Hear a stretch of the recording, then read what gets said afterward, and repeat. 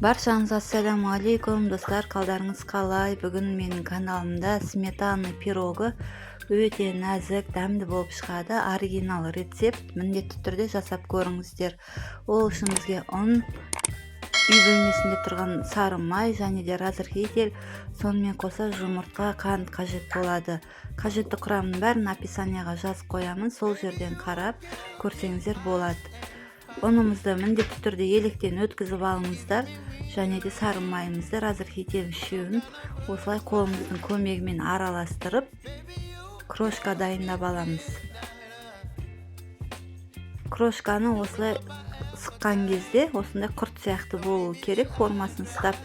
Осыдан кейін жұмыртқамыз бен қантымызды араластырып, толықтай ерітіп алатын боламыз.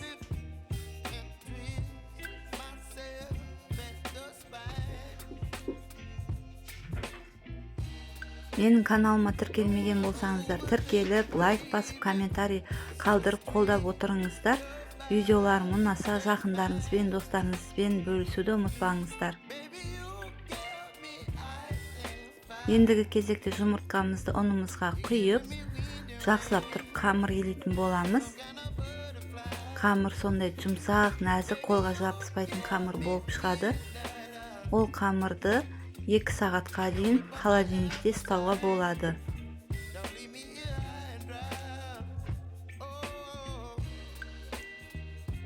Көріп тұрғандарыңыздай қолға жабыспайтын жұмсақ біркелкі қамыр болып шықты. Ендігі кезекте начинкасын дайындаймыз. Ол үшін бізге кукурузный крахмал, қант, сметана және де 2 жұмыртқа керек. Жақсылап тұрып бәрін бір массаға келгенше араластырып аламыз. Міндетті түрде кукурузный крахмалды қолданыңыздар, картофельный крахмал болмайды. Толықтай араластырып аламыз достар.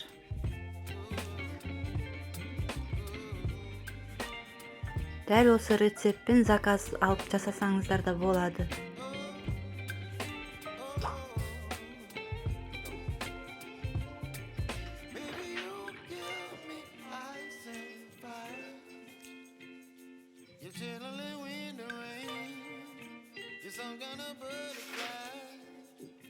Толықтай араластырып аламыз, сосын формамызға қамырымызды салып, жайып шығатын боламыз.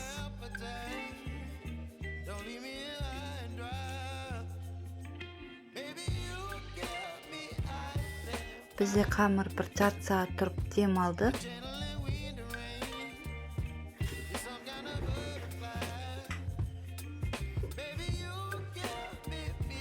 Осы кезде духовкаларыңызды 170-180 градуста қыздыра берсеңіздер болады. 35-40 минутта пісіп шығады. Әркімнің духовкасы әрқалай жұмыс жасағандықтан қарап отырсаңыздар болады.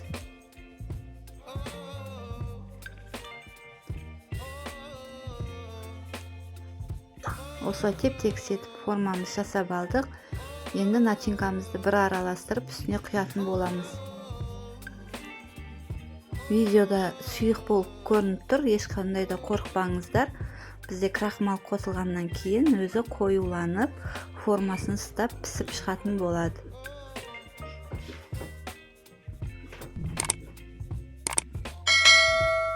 Духовкаға жіберіп пісіріп алатын боламыз. Мінекей достар, әп-әдемі болып пісіп шықты. 2 сағат холодильникте суытып алсаңыздар болады. Өте дәмді, нәзік болып шығады. Отбасыларыңызға жасап, қуантып қойыңыздар. Өте дәмді.